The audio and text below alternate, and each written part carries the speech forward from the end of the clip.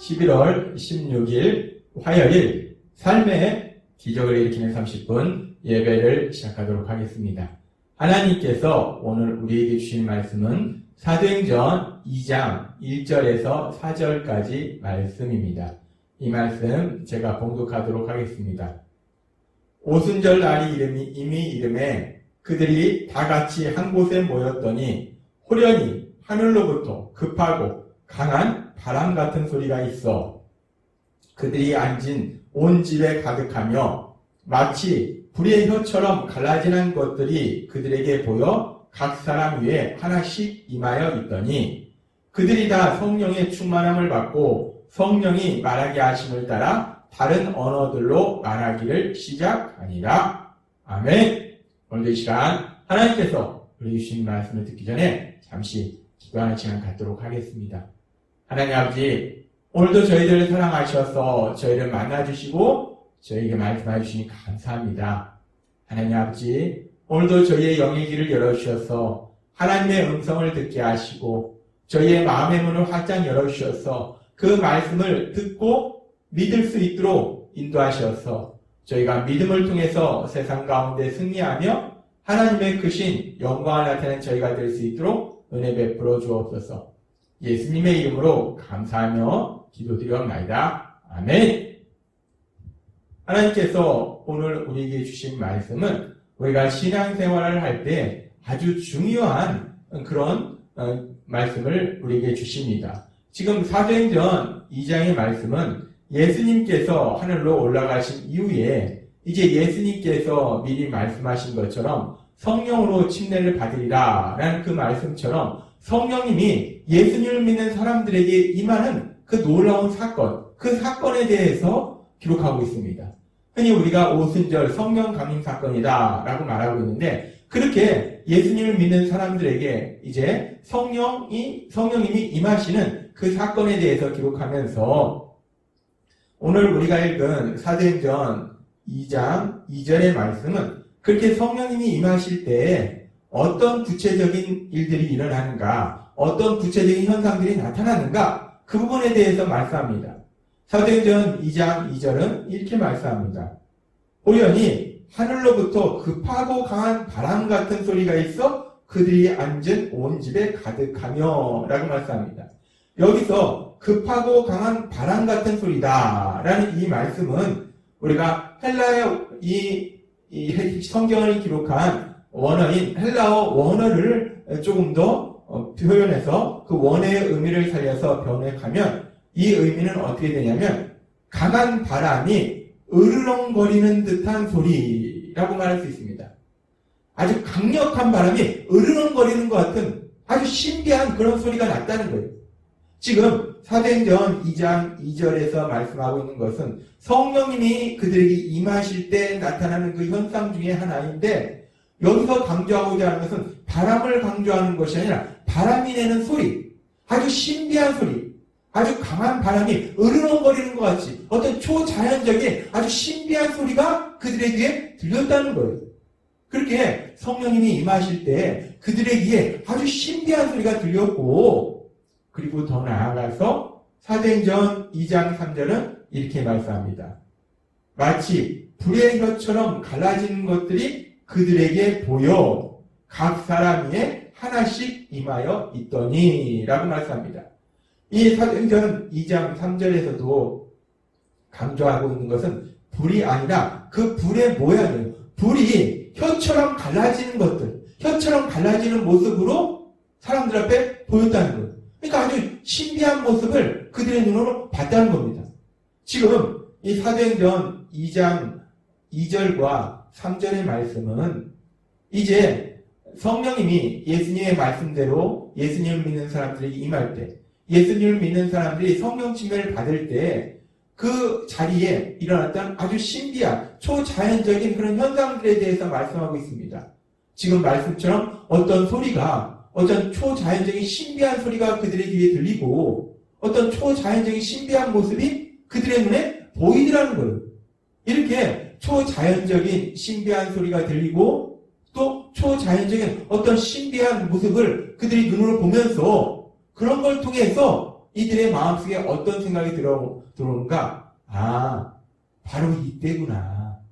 바로 이때가 이렇게 아주 신비한 일이 일어난 바로 이때야말로 예수님께서 말씀하신 것처럼 저희가 성령으로 침례를 받으리라 말씀하신 그때, 성령으로 침례를 받은 그때 성령님이 우리에게 임하시는 바로 그때가 지금이구나 라는 것을 분명하게 알 수 있도록 해주셨다는 겁니다. 그렇습니다.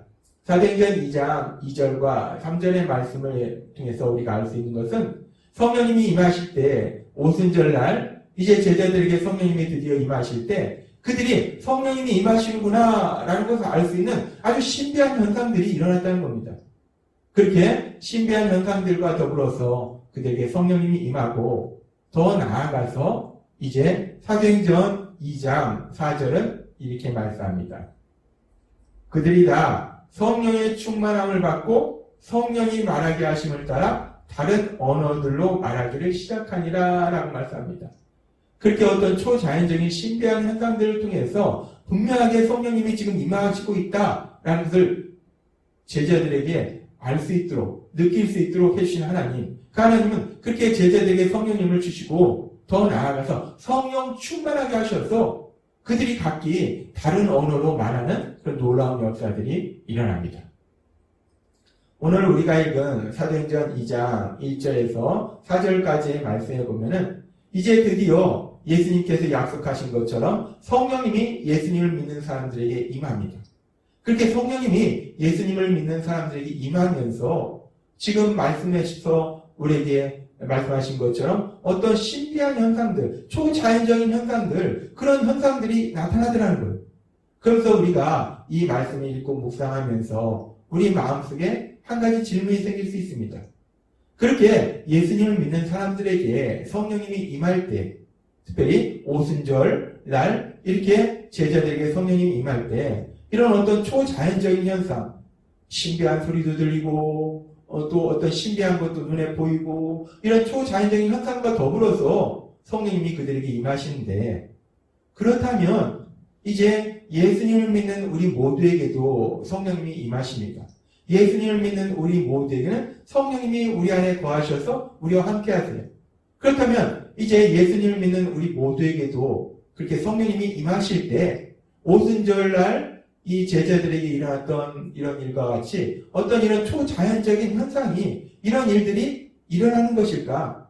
지금 사도행전 2장에 기록된 오순절날 일어났던 성령님이 임하실 때 일어났던 이런 초자연적인 이런 현상, 이런 신비한 현상은 성령이 임하실 때 항상 일어나는 일인가? 아니면 사도행전 2장에만 나오는 특수한 단회적인 그런 현상인가? 우리가 이 부분에 대해서 질문이 생길 수 있습니다. 그래서 이 부분에 대해서 많은 신학자들이 성경의 말씀을 읽고 묵상하면서 내린 결론은, 물론 이 부분에 대해서 다양한 해석을 할 수 있지만 대부분의 신학자들은 이 오순절날 제자들에게, 예수님을 믿는 사람들에게 성령님이 임하실 때 이런 초자연적인 신비한 현상이 일어난 것에 대해서 이것이 성령이 임하실 때 언제나 항상 일어나는 일반적인 현상이 아니라 이것은 사도행전 2장에 있는 특수한 상황 속에서 단 한 번만 단회적으로 일어난 현상이다, 단회적인 사건이다 라고 일반적으로 말하고 있습니다. 예수님의 십자가 죽으심과 부활하심을 통해서 이제 우리의 구원 사역이 이루어지시고, 그래서 예수님께서 약속하신 것처럼 이제 성령님이 예수님을 믿는 사람들에게 임함으로 인해서 이제 성령님을 통해서 그들이 이제 하나님 나라의 삶을 살기 시작하는 그런 놀라운 역사가 일어나는 그 시점이기 때문에, 그런 특수한 상황이기 때문에 그 상황 속에서 성령님이 분명히 임하시고 있다라는 것을 이런 초자연적인 현상을 통해서 분명하게 알 수 있도록 해주신 단회적인 그런 사건이다 라고 일반적으로 이 상황에 대해서 해석하고 있습니다. 그렇습니다. 지금 오순절날 그렇게 제자들에게 성령님이 임하실 때 초자연적인 현상이 일어났는데, 이런 초자연적인 현상은 성령님이 임하실 때 언제나 항상 일어나는 일반적인 현상이 아니라 구속사의 역사 속에서, 우리가 예수님의 구원사역이 이루어지는 과정 속에서 단 한 번만 일어난 특수한 현상으로 우리는 보고 있습니다. 그렇다면 우리가 이런 우리가 사도행전 2장의 상황을 보면서 그러면 예수님을 믿는 우리들에게도 이제 성령님이 임하십니다. 우리가 예수님을 믿으면 성령님이 우리에게 임하셔서 우리가 영원히 함께 하세요.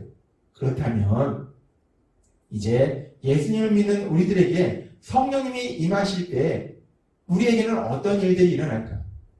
예수님을 믿는 사람들에게 성령님이 임하실 때 가장 중요한 현상은 무엇일까? 어떤 일이 일어나는 것인가? 공통적으로 일어나는 가장 중요한 사건은 무엇인가? 그 부분에 대해서 하나님께서 오늘 우리에게 다시 한번 생각하게 하십니다. 우리에게 예수님을 믿는 사람들에게 성령이 임하시면 어떤 일이 일어나는가? 어떤 현상이 일어나는가? 가장 중요한 것이 무엇인가? 하나님 예수님께서는 요한복음 3장 3절과 5절의 말씀을 통해서 이렇게 말씀하십니다. 예수께서 대답하여 이르시되 진실로 진실로 내게 이르노니 사람이 거듭나지 아니하면 하나님 나라를 볼 수 없느니라. 예수께서 대답하시되 진실로 진실로 내게 이르노니 사람이 물과 성령으로 나지 아니하면 하나님 나라에 들어갈 수 없느니라 라고 말씀합니다. 예수님께서는 요한복음 3장에서 우리가 하나님 나라에 들어가기 위해서는 성령으로 거듭나야 된다는 거예요. 성령으로 거듭날 때 우리는 하나님 나라의 삶을 산다는 겁니다. 이 거듭난다는 것은 영적으로 죽었던 사람이 영적으로 살아나는 거예요. 구원받는 겁니다.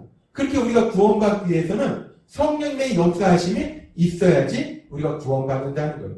그리고 구원받는 과정 속에서 아주 중요한 것이 하나님께서 우리에게 계속해서 말씀해 주셨다시피 우리가 우리의 죄를 회개하고 예수님을 구주와 주님으로 믿음으로 우리는 구원을 받는다는 겁니다. 근데 그 구원이 성령님의 역사하심에서 이루어진다는 거예요. 따라서 성령님이 우리에게 임하실 때 우리의 삶 속에 나타나는 가장 중요한 일이 무엇인가? 그것은 바로 우리가 우리의 죄를 회개하고 예수님을 구주와 주님으로 믿는 그런 놀라운 역사를 체험한다는 것입니다. 성령님이 임하실 때 일하는 가장 중요한 현상은 죄를 회개한다는 거예요. 그리고 예수님을 구주와 주님으로 믿게 된다는 것입니다. 따라서 성령님이 임하실 때 우리에게 나타나는 가장 중요한 현상은 무엇인가? 가장 중요한 것은 무엇인가? 하나님께서 지금 말씀하신 것처럼 성령님이 임하시면 이런 회개와 믿음의 역사가 일어난다는 겁니다. 성령님이 임하시기 전에는 우리가 나는 착한 사람이다. 나는 의로운 사람이다. 라고 생각했던 사람이 성령님이 임하시면 내가 죄인이구나. 라는 것을 깨닫게 된다는 거예요. 그러면서 나의 죄를 회개하게 된다는 겁니다. 그렇게 내가 죄인이구나 라는 걸 깨닫고 나의 죄를 회개하는 그런 역사가 일어나는 것이야말로 가장 중요한 성령님이 임하신다는 분명한 증거가 된다는 것입니다. 또한 그렇게 성령님이 임하시면 예수님께서 내 죄를 대신해서 십자가에 죽으시고 부활하셨다는 그 복음의 말씀이 믿어진다는 거예요. 그러면서 우리가 우리 마음으로 우리 입술로 그 예수님을 구주와 주님으로 고백하는 믿게 되는 그런 놀라운 역사가 일어나게 된다는 겁니다. 그렇습니다. 성령님이 우리에게 임하시면 일어나는 현상은 지금 우리가 읽은 사도행전 2장의 오순절날 성령님이 임하실 때 나타나는 것처럼 이런 어떤 초자연적인 현상이 일어나는 것이 아니라 어떤 분들은 기도를 하는데 신비한 향이 느껴진다. 바람 소리가 느껴진다. 몸이 뜨거워진다. 물론 성령님이 임하시면서 이런저런 초자연적인 현상이 일어날 수도 있습니다. 그런데 중요한 것은 그런 현상이 일어나고 안 일어나고 그것을 말씀하는 것이 아니라 가장 중요한 것은 그런 일들이 있든지 없든지 초자연적인 어떤 현상이 있든지 없든지 상관없이 성령님이 임하실 때 성령님이 임하신다는 가장 중요한 증거는 분명한 증거는 내가 죄인임을 깨닫게 되는 거 그래서 내가 죄를 회개하게 되는 거 내가 예수님을 구주와 주님으로 믿게 되는 거 그것이야말로 성령님이 임하신다는 가장 분명한 증거가 됨을 믿습니다. 하나님은 오늘 우리에게 다시 한번 아주 중요한 진리를 말씀하세요. 우리가 하나님 나라의 삶을 살기 위해서 가장 중요한 것이 성령 하나님, 그 성령 하나님이 우리와 함께 하시는 것인데, 그 성령 하나님이 우리에게 오실 때, 우리에게 임하실 때 우리 삶 속에 어떤 일이 일어나는가, 그 부분에 대해서 하나님께서는 오늘도 우리에게 성경의 말씀을 통해서 말씀하신 것처럼 회개와 예수님을 믿는 역사, 그 역사가 일어나는 것이야말로 가장 중요한 성령님이 우리에게 임하신다는 증거라는 거예요. 그런데 참으로 감사한 것은 우리는 우리의 죄를 회개하고 예수님을 구주와 주님으로 믿는 그런 삶을 살고 있다는 겁니다. 따라서 그렇게 우리의 죄를 회개하고 예수님을 구주와 주님으로 믿고 살아가는 우리들에게는 이미 성령님이 임하셨고 그 성령님이 우리와 함께하고 계심을 믿습니다.